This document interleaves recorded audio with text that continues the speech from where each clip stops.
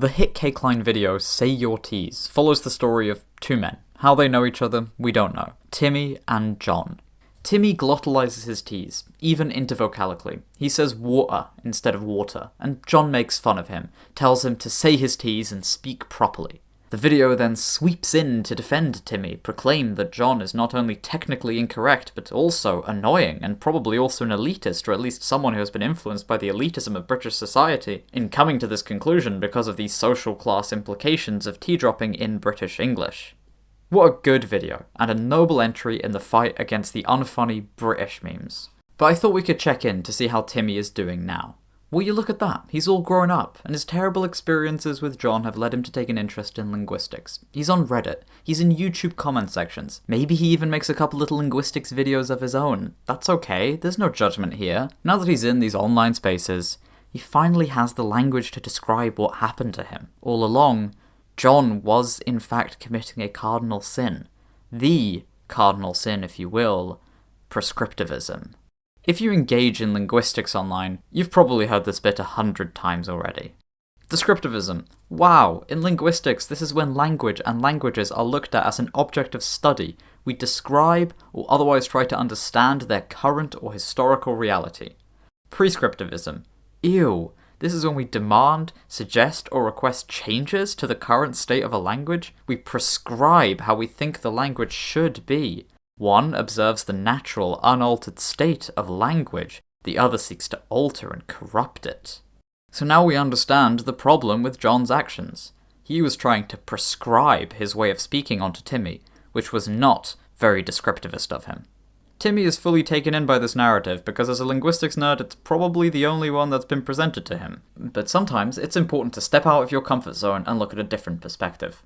That's why this video is sponsored by Ground News. Ground News is an app and website that gathers news from thousands of global sources in order to give a broader perspective on any given topic. Now, while I certainly don't think all news sources are created equal, I do think it's important in our increasingly polarized world to cover our blind spots and see what people with different biases are saying. For instance, did you hear about the massive interference in the US election? Well, if you get all your news from right-wing sources, then you'll know that the extremist far-left UK Labour Party is trying to steal the US election for Kamala Harris. I mean, Trump even filed a complaint about it. But if you also look at left-wing sources, then you'll see claims of £33,000 of UK donor cash flowing into the Trump campaign. And if you look at centrist news sources, then you can see that the Trump campaign's complaint misspells the word Britain, which is fun. Looking at these diverse viewpoints, you can come to your own opinion about the news and assess for yourself what seems the most sensible, allowing you to make sound political prescriptions. So go to ground.news/Klein to save 40% on the Unlimited Access Vantage plan. Supporting Ground News not only supports my work, it supports an independent news platform trying to make the world and each other easier to understand. Where were we? Right, a different perspective. And sure, when we look at empirical linguistics, when using the scientific method, a descriptivist attitude is necessary to produce more accurate and more usable knowledge about the world. But the thing is, prescribing aspects of a language can be extremely useful. Standardized spelling is a good example of this. Even if the spellings themselves are bizarre, or unintuitive, or otherwise inefficient, their existence increases legibility. You see a word once, it's going to be the same the next time you see it. Reading and writing becomes easier to teach across a population. In academic, legal, or journalistic settings, the precision lent by having predetermined spelling and punctuation rules is vital. And in the modern social climate, standardized spellings give a legitimacy to a language, which can arguably be important for minority languages. Oh, I've really opened up a can of worms with that last one. Let's leave that for the comments section. The point is, prescriptions have uses. They don't just exist to spite academic linguists.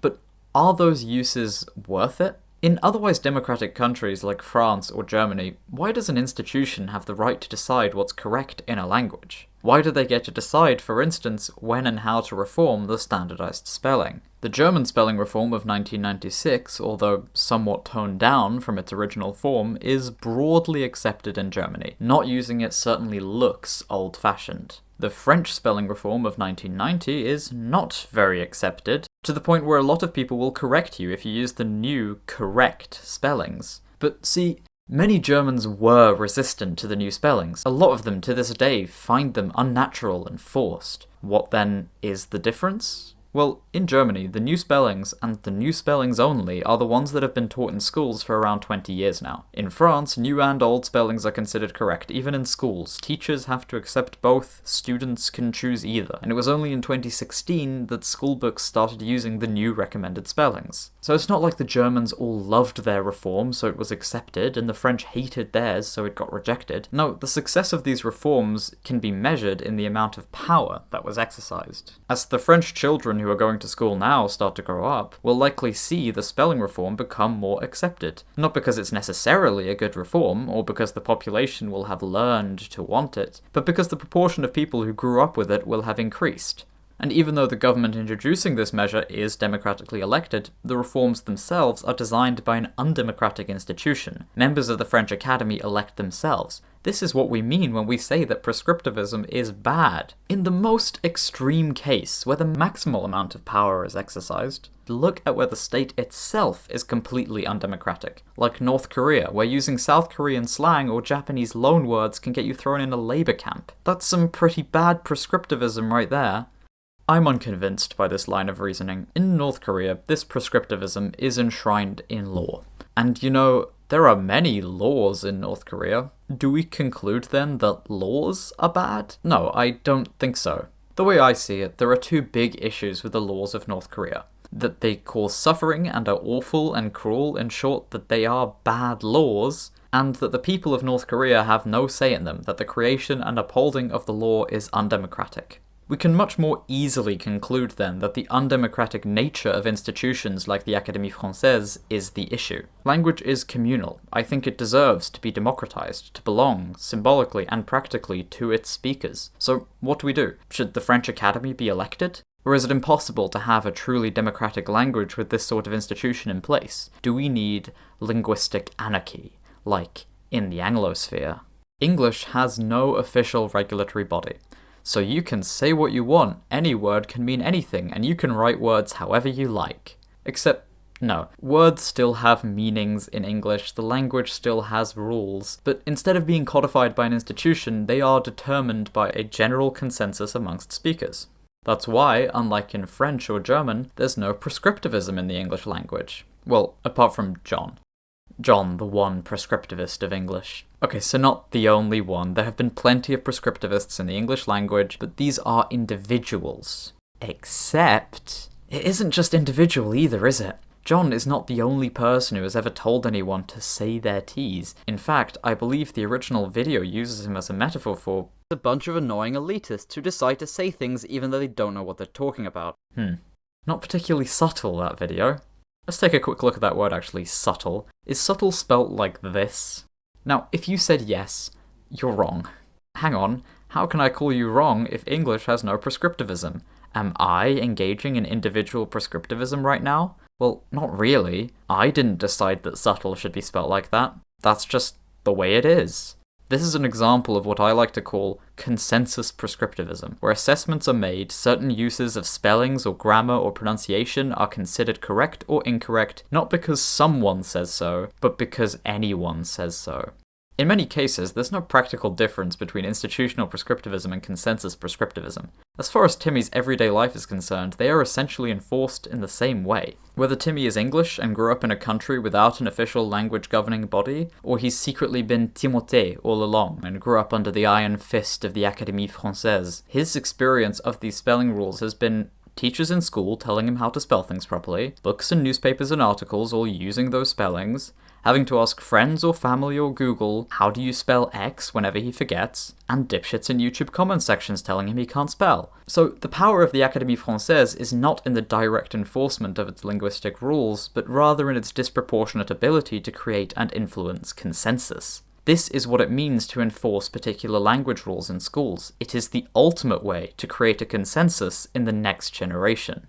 John, too, is trying to influence consensus, not with the power of an institution, but with the power of a different consensus, one of higher status. The dropping of one's T's has historically been tied to the lower classes. Now, some of this association has gone away, but it's still generally seen as slang, as lazy speech, and, well, you wouldn't hear the Queen. It's actually been 2 years since the Queen died. I actually can't get used to saying the King of England. Anyway, you wouldn't hear the King saying water, would you? I went to school in the UK, and yes, certain teachers, not naming any names, used to very smarmily tell their students how stupid and incomprehensible they were being whenever they skipped their T's. And just because there's no English academy doesn't mean there are no institutions with disproportionate power over the language.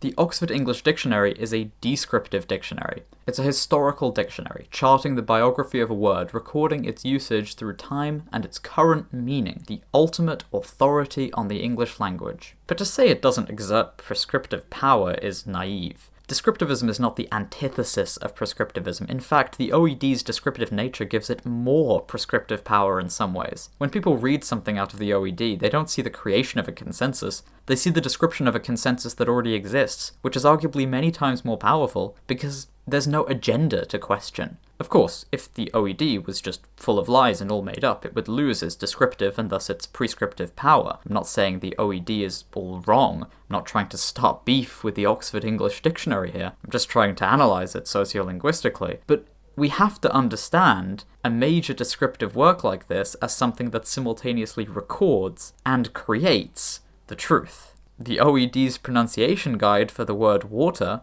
does not include the pronunciation with a glottal stop instead of t. Now, it's worth noting that in spite of this, Timmy still glottalizes some of his T's into vocalically, and in fact, the use of T glottalization is increasing in England, even in received pronunciation, though it isn't really accepted in conservative RP. However, there is absolutely an asymmetry here. Timmy would not correct John, but there are 1,000 Johns who would correct Timmy. Timmy will still often give way to the higher status consensus. Though he's unlikely to change the entire way he was brought up speaking, he's quite likely to start code switching, eliminating glottal T's and other lower status marking linguistic features when he suspects there might be judgmental Johns around. And because it is judged to be slang, to be improper pronunciation, that is what it becomes, even to Timmy himself. And I think Timmy has a right to reclaim the way he speaks. So that is what's wrong with prescriptivism. The fact that these prescriptivists are inevitably punching down. Prescriptivism reduces the democratic character of a language, it devalues certain forms of speech, typically that of those who are already facing discrimination or marginalization, and yes, a sort of consensus prescriptivism is inevitable, but we have to make an essential distinction between this natural mutual creation of a language and interferences in that process from institutions or social structures. I'm not entirely convinced by this either, because why? Why is that distinction so essential? As we know it, language has never existed outside of social structures. There is no natural linguistic state. The amount of influence certain parties have over a language will be unequal for as long as society is unequal. Look, when we say that we don't like a spelling reform, that the French Academy needs to be democratized or abolished, that elitism in language is wrong, when we say that John should stop being mean to Timmy, we are making prescriptions. A true descriptivist would look at prescriptivism, would describe how social class and race and gender and ethnicity and government and institutionalism and nationalism and dictionaries and John shape and create a language, because they are just as much a part of the story as our inner cognitive workings or as the mechanics of language acquisition. And then what? We just let it be? We just let John bully Timmy? What would be the point in that? And it's not just a case of resisting unjust prescriptions. To end this video, let's discuss a little hypothetical. There might be some similarities with the real world, and considering a plurality of my viewers are American, there's going to be a specific word they're thinking about, but I'm going to keep it hypothetical because I don't want to get into the specific history of any actual specific real-world group. So let's say these little blue blobs are being violently oppressed by these little red blobs. Yeah.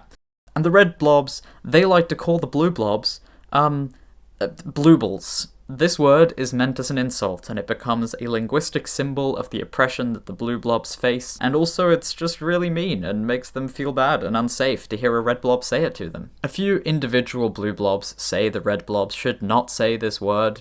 Maybe a few of them listen out of compassion, but let's be real, not many.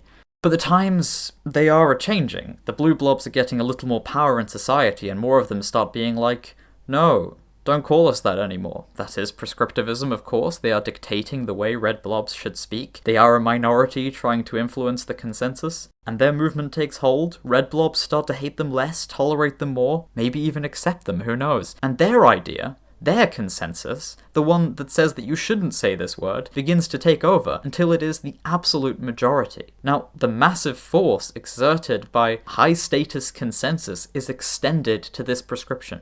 The word becomes taboo. People who use it are shunned, they are told to stop, told to improve themselves. Eventually, maybe even the Blob Language Academy brands this word a slur, a bad word. And I hope you'll agree with me when I say that at every point, whether the prescription was individual, anti-consensus, consensus, or even institutional, it was a good one. Because prescriptivism itself is value neutral. It's like power. It exists in society as a neutral tool to be wielded. What matters is who has it and what they do with it.